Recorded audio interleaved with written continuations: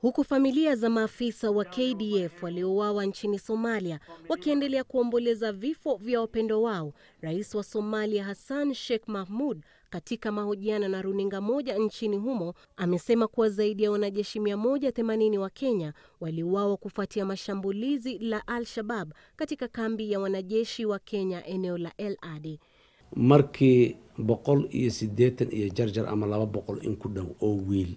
Ziara yangu nchini Kenya ilikuwa muhimu kwani ilikuwa ni kama ishara ya kutoa heshima kwa wanajeshi kati ya 180 na 200 wa Kenya waliouawa katika mashambulizi ya El Ade.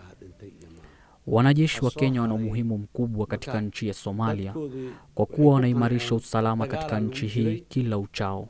Rais Mahmud alikuwa akijibu swali kuhusu ni kwa nini alikuwa amesafiri nchini Kenya tarehe 27 mwezi Januari mwaka huu kuhudhuria ibada ya wafu ya wanajeshi wa KDF waliouawa nchini Somalia na hakuhudhuria mazishi ya halaiki ya watu ambao wamepoteza maisha yao katika mashambulizi nchini humo.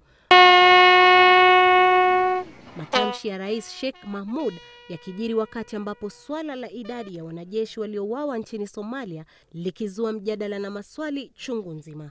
Manake mwezi imepita.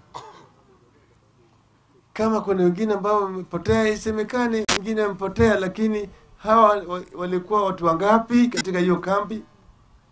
Wale ambao walipona na wakaponyoka ni wangapi? Na wale ambao walikufa ni wangapi? Haya yakijiri huku idara ya ulinzi ikitarajiwa kujibu matamshi hayo ya rais huyo wa Somalia. Fiona Kenga, Citizen Nipashe.